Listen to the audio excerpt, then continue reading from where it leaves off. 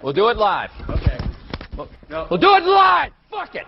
Do it live. I'll write it and we'll do it live. Right. Fucking thing sucks. In 5, 4, 3.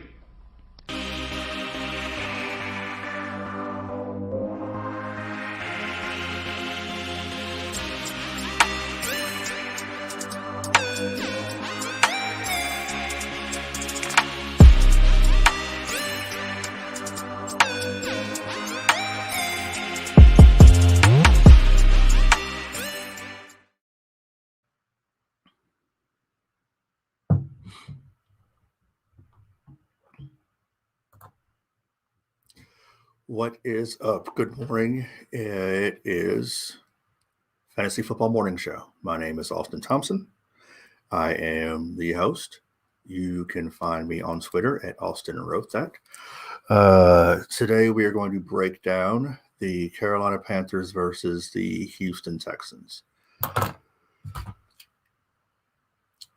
Currently, the consensus over-under is at 43. The spread is at 8. There's an implied total of 22 points for the Panthers and 20.1 points for the Texans. More or less, looks like it is expected that Carolina will win the game. Houston will cover, and the total will go under. I expect the total to go way under, but I don't know how sure I am about betting that. I want to discuss the individual players on both squads, which it feels like you could probably spend 5 minutes on the Texans and 20 minutes on the Panthers. But we're going to break this down. Let's see. Let's go Panthers first.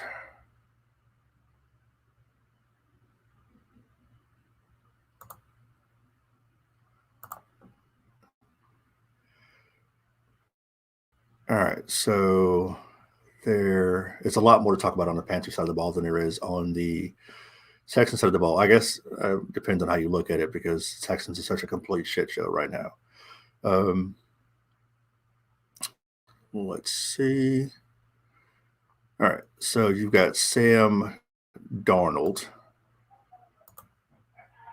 who I never thought I'd speak favorably of, but he is averaging 19.5 fantasy points, which is pretty good considering he's Sam Darnold, and we didn't ever think that was going to happen. McCaffrey is averaging about 20 points, 19.2 to be exact. DJ Moore, 11.65 fantasy points. Robbie Anderson, 7.75. Brandon Zylstra, I'm probably saying his name wrong, is averaging a little bit over 10 points. And if you're looking for a sleeper, that is a guy that I think that you can lean on. Let's be honest, Sam Darnold is still getting used to the receivers, so you're going to have fluctuations in numbers, and this is only week 3. It's also a Thursday game, so that means the fact that you have got less rest for the bodies, less practice for the teams, and we're still dealing with the fact that there isn't a whole lot of cohesion between players and teams because the preseason was terrible. So with that being said, everybody's out here freaking out over players. I mean, you got to get through week 3 before you even have any semblance or any idea of what any of these teams are. So, to quote Aaron Rodgers, relax. It's a 17-week season. So, there's still a lot of football to be played.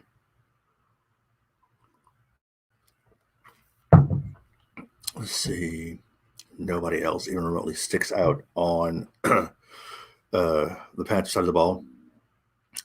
It appears that the go-to tight end is Dan Arnold and not Ian Thomas, which shouldn't really be a surprise. I think the biggest surprise on that team is the fact that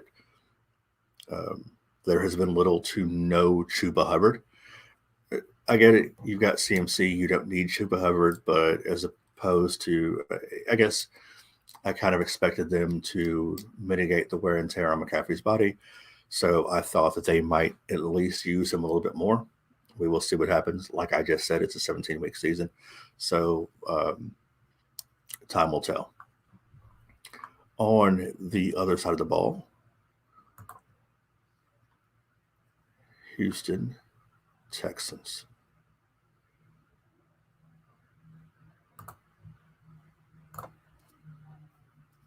It appears now that Tyrod Taylor is on IR that the quarterback is going to be, I honestly can't remember the guy's name. Davis Mills, that's right. I've heard him called David. I've heard him called all kinds of stuff. Davis Mills is going to be the quarterback. If you need a flyer, he's going to be starting. If you're looking for a waiver wire pickup, if you've got quarterback issues, I mean, if you're in a deep league, it's a warm body in the slot. They're not playing Deshaun Watson clearly. The backup behind Davis Mills is Jeff Driscoll. Don't see that being worth anything at all unless Davis Mills gets hurt. In which case, I'm pretty sure they said they're going to run the Wildcat with Mark Ingram, which I think would be kind of awesome. But we'll see how that goes. As far as your other starting players, now take into account, one thing you have to think about with this Texans team is the fact that new quarterback tendencies. With that being said, we honestly don't know who's going to rely on. I tend to think with backups or players who come in off of injury, you're going to lean on clear-cut stars, which the two clear-cut stars they have are Brandon Cooks and Mark Ingram. But also, you've got to take into account the fact that when you're playing the number 2 reps, you're playing with certain receivers. And if those receivers have been elevated to play, there's a chance you're going to have some quarterback tendencies to go with the guys that you're used to. So if Davis Mills played with the number 2s or 3s, and he was playing with certain other players, and those players are now up here, there's a good chance he's going to have tendencies to go to them. So there are a couple of receivers that might vulture some touchdowns.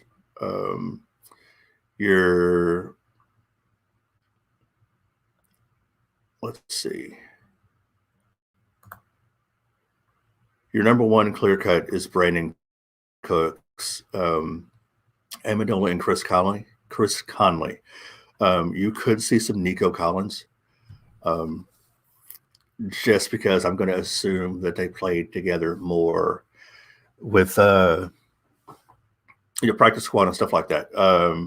When he's playing scout team or whatever he's done since he's been drafted, there's a chance that someone like Nico Collins might vulture some touchdowns.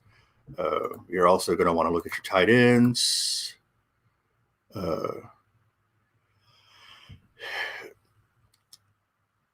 Jordan Atkins might get a little more play. Otherwise, you're going to look at Pharaoh Brown. If you're looking at tight ends, if you're looking at Texans players in general, I'm hoping you're playing DFS, which you're going to look for players that are less owned, but are going to get some play. So, just be aware of things like that. I will say that one of the things, if you're playing DFS or if you're playing a regular redraft fantasy, Carolina Panthers currently have the number 1 fantasy defense. So take that for what it's worth. Let me make sure I'm saying that right. I know prior to Monday night's game, they were the number 1 fantasy defense.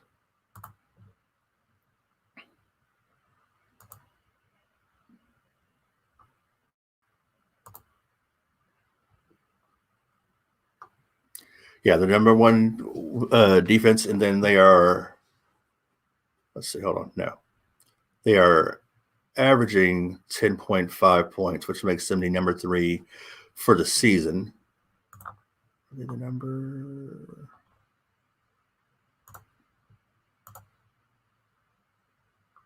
They might have been going into number one. They're going into week one. They were the number one defense. In week two, they were the number 4 defense, and they're currently average fantasy points. They're currently the number 3 defense. So, rookie quarterback. I do not by any means expect them to not be a top 5 defense this week. You're going to expect a lot of pressure on the quarterback, a lot of hopefully sacks, and maybe even some defensive points. So if you're playing fantasy in any format and you can get the Carolina Panthers defense this week, I'd say it's a pretty good idea. Let's see.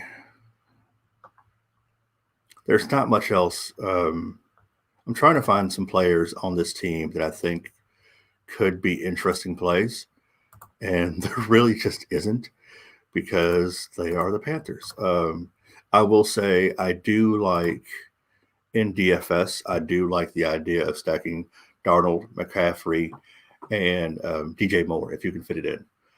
A lot of people, I think, last week were trying to stack Darnold, McCaffrey, and Robbie Anderson because of the correlation between Sam Darnold and Robbie Anderson being teammates before. But I don't see it. I think Robbie Anderson is more so a touchdown-dependent play. If he doesn't get a touchdown, his weekly output isn't great enough to warrant being started, unless you have to. I mean, like I said, once again, if you need a warm body, I totally get it. Go out there and get players. If you're in deep, the deeper the league, the more scarcity there is of players. And a guy like Dan Arnold and Robbie Anderson become viable then. Other than that, especially if you're playing DFS lineups, unless you're just trying to be contrarian, which I get it if you're in a large-scale GPP, you're going to want to lean on someone like Robbie Anderson for the touchdown upside and also the scarcity of play.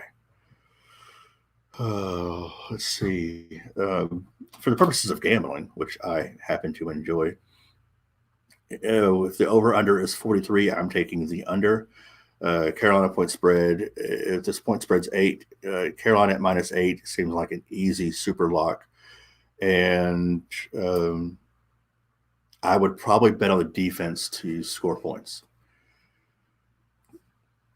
Yeah, it's defense to score points, and Christian McCaffrey as an anytime scorer is good, as well as Sam Darnold and 2 touchdowns. It is easily a good pick. It's also something you can throw into a parlay. But, yeah, Sam Darnold for 2 touchdowns should be an easy no-brainer. Christian McCaffrey, anytime touchdown scorer.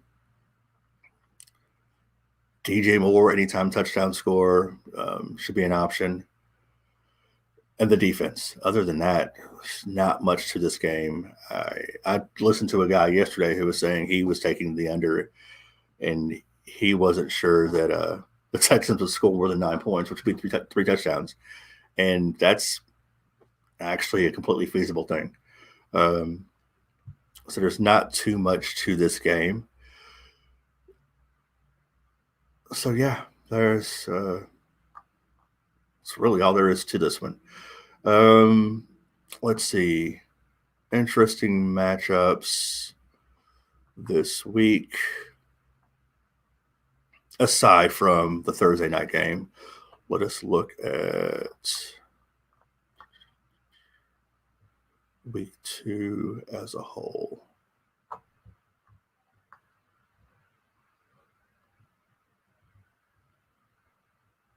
Players.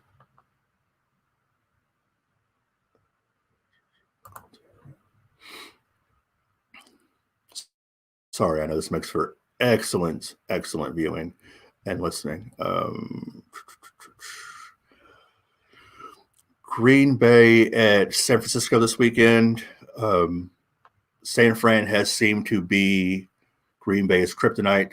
So coming off of a really good game the other night with Aaron Rodgers, I don't expect him to have a game like week 1, but there is a really good chance that San Fran puts it on Aaron Rodgers and the Packers this weekend. Cleveland versus Chicago. My initial gut is going to tell me on this one that we don't know if Beckham's playing yet. We know that Landry is on injured reserve. A lot of people think that Donovan Peoples-Jones might be – he's definitely going to, no matter what, Donovan Peoples-Jones is going to get an uptick in targets. But I think the guy to go with on this roster right now is probably Higgins. So there is that. Giants versus Atlanta. Atlanta is still terrible. I am a guy who's currently riding the Mike Davis bus and not enjoying the ride at all. But you got to put him out there because, otherwise, what have you got at running back? I am not in a position where I think that Saquon is a guy that I want to start real heavy. Shepard and Slayton are your receivers on that team. Daniel Jones rushing is the weirdest thing to me. It is probably going to happen, but I don't know that he's going to score any touchdowns with his legs. So there is that. It's not much to talk about that game really right now. New Orleans and New England. I want to believe in Mac Jones. I believe in the future of Mac Jones. I believe in the talent of Mac Jones, and I think that Mac Jones is going to get better consistently. But I don't know that I want to hang my hat on him as a quarterback and as a starter. So if you have another option, I would take another option. Same thing with Kamara. A lot of these guys right now, I'm just at the point where it's like, until you prove it to me, I don't care about names, especially this year. I don't care about all the names. So Kamara has not been doing great. So until Kamara gets a little bit better, if I have a better option, if I have an option with a higher upside, I'm probably taking it. Let's see.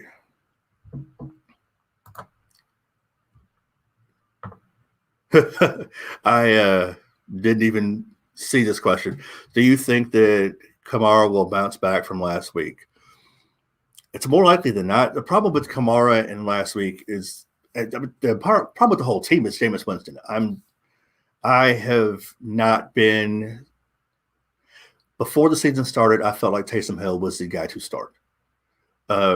They chose differently, and who am I to argue with Sean Payton? He's an NFL coach. But I really thought that they were going to go with him, which would, I think, give Kamara a higher upside. I think the problem with the offense right now is the fact that Jameis Winston wants to throw the ball. In week 1, we thought that Jameis Winston was fixed. In week 2, Jameis Winston proved that he was by no means fixed as a player. He's still going to force the ball. He's still going to make these stupid errors. He's still going to do everything you don't want him to do. Jameis Winston is Jameis Winston. And I think that you just have to realize that. With that being said, Jameis Winston wants to throw the ball a lot, even though they don't have the best options. He doesn't seem to have a desire to get the ball to Kamara. So should he do better than last week? Yes. Is he going to give you the game you want? I don't think so. And I think that if I am Bill Belichick and I'm trying to stop that defense or stop that offense, I'm not worried about trying to stop Jameis Winston. I'm not worried about trying to stop any of the receivers because you can't name most of them. So with that being said, the guy you're going to try and stop is Kamara. So I think this weekend, I think he gets schemed out of the game by Bill Belichick. That is my take. Let's see.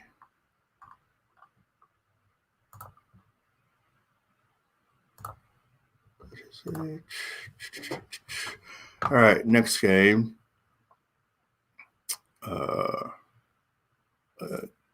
One more thing. I didn't say this. on the Cleveland Browns and Chicago Bears. Nick Chubb, stud. You play him because he's there and he's going to do what he does. Kareem Hunt is going to be a byproduct. I think the weeks in which they are up, I think, of course, more running, which means Kareem Hunt gets a chance to eat. But in a tighter game where it's a little bit closer, Nick Chubb is the one clearly, Kareem Hunt is the two. And I think that means that Kareem Hunt is going to be a hit or a miss each week. If he's on your roster and you're using him as a flex, I get it. But I would not start him as a primary running back. Let's see, Tampa Bay and the LA Rams. Antonio Brown is going to be a thing all year. We just don't know when he's going to be. You have Evans, you have Godwin, and you have Antonio Brown. And I think that each week you're going to have targets for all of them. But it's up to Tom Brady who the number one is going to be. I feel like he really likes Evans, but I think he likes Evans. He likes them all. He likes Brown also. But I feel like he's more consistent with Goodwin. So that is a tough one. Antonio Brown is somebody that I'm willing to flex. I'm not willing to put as a primary receiver. He's also somebody I'll play in DFS because – no, actually, I play him less in DFS because he appears to be real chalky. But this might be a good time to put him in because he hasn't done as well. The weeks in which he booms, the following week, everybody throws him in a lineup. So it's just Antonio Brown's a guy you've got to choose your spots on. Like I said, he's going to get you point. He's averaging 8.61 points in fantasy right now. But, he's going to have a 2-catch week. He's going to have a 5-catch week. You never know. And that's the problem with having 3 relatively good receivers. The Jacksonville, Arizona game, I expect for Arizona to beat the shit out of Jacksonville because Urban Meyer isn't a good coach and he has not built a good team. And that's pretty much all there is to that. If you have a Cardinals player, you start them. If you have a Jacksonville player, you start them and don't feel good about it. If I have options over Jacksonville, I'm going to play someone over Jacksonville because, man, Urban Meyer is just – I don't care how great he is as a college coach. He is complete dog shit as an NFL coach. And, there's nothing enjoyable about watching that team. Trevor Lawrence is going to be a good quarterback whenever Urban Meyer gets fired. There are receivers on the team and they get the ball, but it's not pretty. He doesn't know how to use his running backs. He doesn't know how to do anything. And I actually feel sorry for Trevor Lawrence, who I think he's a good prospect. He's a good player, but he doesn't have the coaching staff around him that he needs. And until he gets it, I personally fade the crap out of Jacksonville players. And this is also a guy who's got James Robinson on his team. So I've got him on some teams, and I hate it. Buffalo versus Washington. The Josh Allens versus the Fighting Taylor Heineke's. Taylor Heineke is averaging 15.6 points in fantasy. Josh Allen is doing everything he can every week. And I think as the season goes on, he gets better. Between the two teams, I think the Buffalo is the far more superior team. Because I feel like Washington isn't properly utilizing Logan Thomas, who I think is a great tight end. And if Fitzmagic was here, I'd be all for the Washington football team. But with Fitzmagic out, Taylor Heineke is doing a great job. He is keeping them in there, and I respect the crap out of that. But blow for blow, tit for tat, just team for team, the Washington football team is not as good as the Buffalo Bills. And the thing about the the Washington football team is the downside to them is that you've got J.D. McKissick vulturing some touchdown runs from Antonio Gibson. So Antonio Gibson is, of course, the clear-cut number one running back, but J.D. McKissick is stealing, some of his thunder, and that's not fun for fantasy football.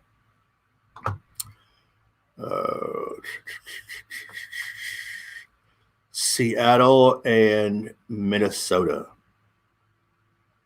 I don't know what to do with any of them. You let Russ cook. I have zero faith in the running backs because every time a Seattle running back, this is the Seattle Seahawks. The Seattle running backs are supposed to be good, and when you count on them to be good, they are not. And then when you expect them to be complete trash, they end up being good. Only thing you can really count on with that game is Russell Wilson to Tyler Lockett consistently, with Russell Wilson to DK Metcalf on some phenomenal Sports Center highlight plays. But DK Metcalf is, for the most part, a touchdown-dependent wide receiver. And he's going to get targets and stuff like that, but his big playability is why you pick up Metcalf over Lockett. Where else? We've already done Cleveland, Chicago, Dallas, and Philadelphia. How about that? I can't think of his damn name. Tony Pollard. Wow, shit. I totally blanked on a running back's name. Tony Pollard is his thing. And I don't think he's the thing anybody saw coming. He's getting a lot more targets than we thought he would.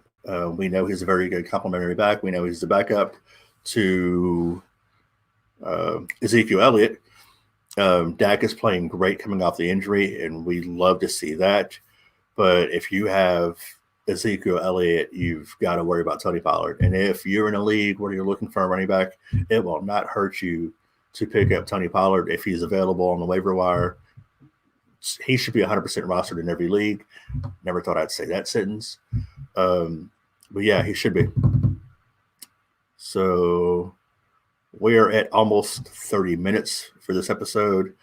So I am going to end it here. Got to go write my start sit article for ESF. Check out Eat Sleep Fantasy. That is where I do my writing. I will eventually do some writing here, but got to pick your spots. Check out, there's a lot of great articles on ESF right now. Heather Murray has done the waiver wire article. JJ Gosh has done the Field of Streams article. Both of those came out yesterday. I will be doing a Cash Rules, which is my DFS article. I'll do a Thursday Night Football Cash Rules, and I would do a Monday Night Football Cash Rules. Not doing one for Sunday unless I get really bored this weekend. And Benjamin Schmel will have Good, the Bad, and the Ugly coming out on Friday on ESF. So check those out. Until then, so long. Thanks for all the fish.